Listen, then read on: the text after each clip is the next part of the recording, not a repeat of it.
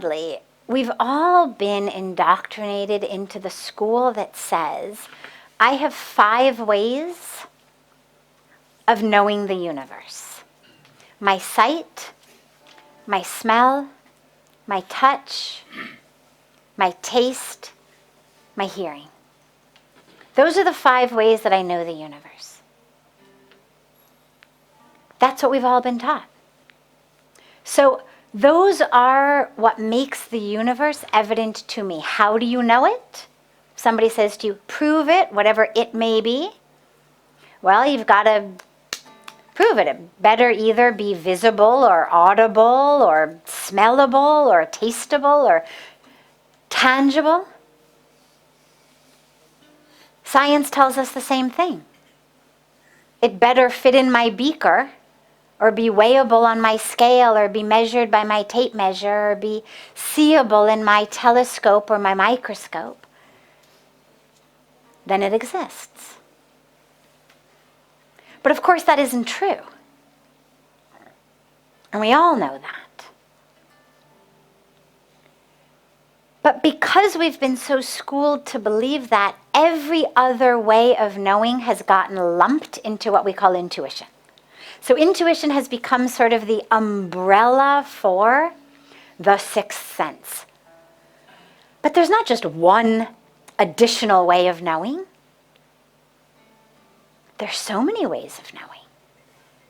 Sometimes that intuition comes to us audibly.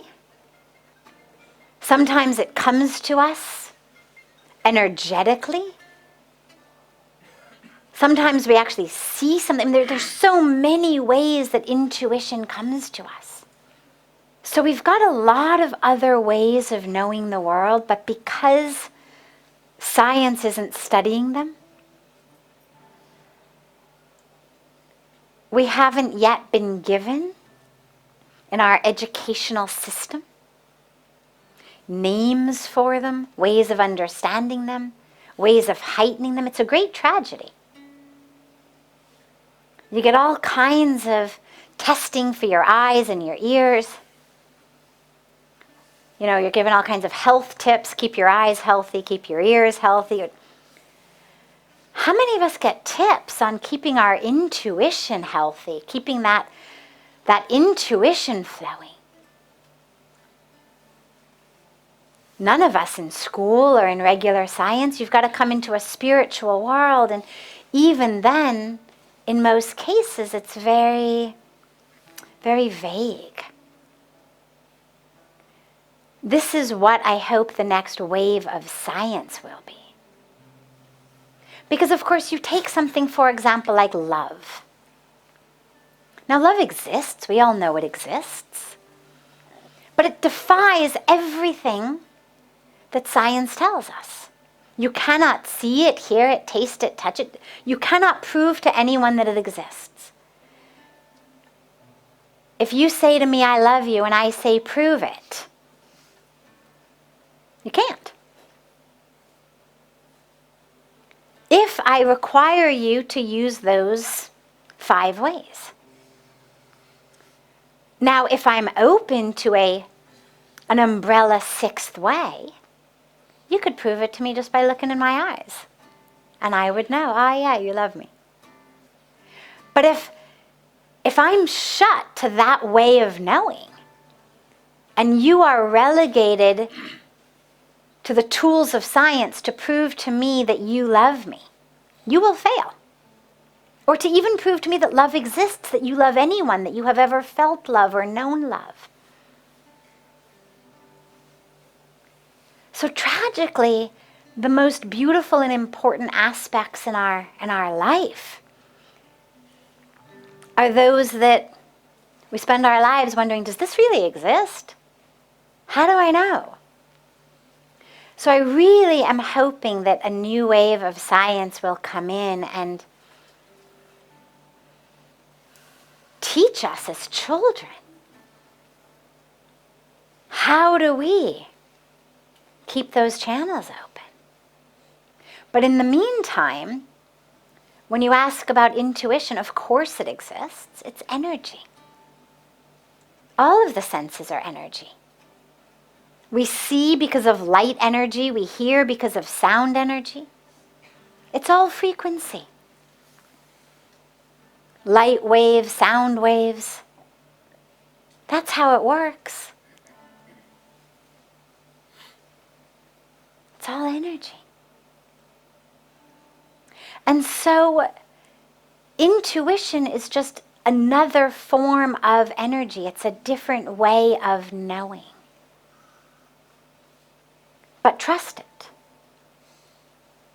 And the more you trust it, the more heightened it gets. But because it's very intangible and vague, you just want to make sure that it doesn't get mixed up with judgment. That you don't develop the,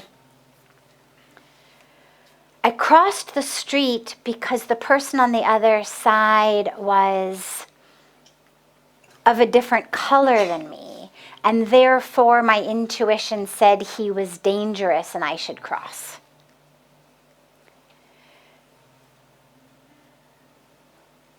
So what that is, of course, is cultural stereotypes, discrimination, judgment.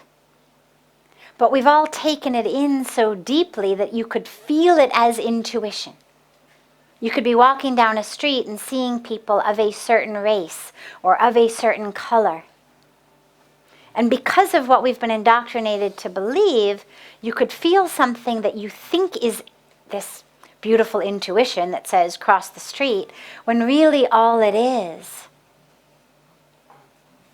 indoctrination. So be careful.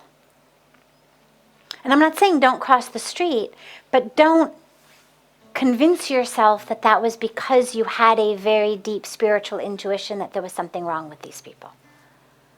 Don't allow that sense to be co-opted into separation. As you talked about somebody's nice or not nice, don't let your intuition get co-opted into separation. Nice person, yucky person. Don't waste it. Allow your intuition to guide you toward deeper ways of knowing. Deeper ways of connecting. And yeah, we do feel it with people. You feel the energy of a person. This is a person with whom our frequency, it works. And we all know this. There are certain people in whose presence you just want to keep staying. And then there are other people in whose presence you can't help thinking, I wonder how soon I can go, or I wonder how soon they're going to go.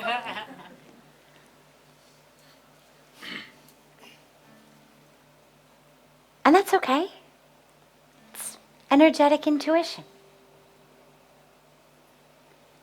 So yeah, we all have that.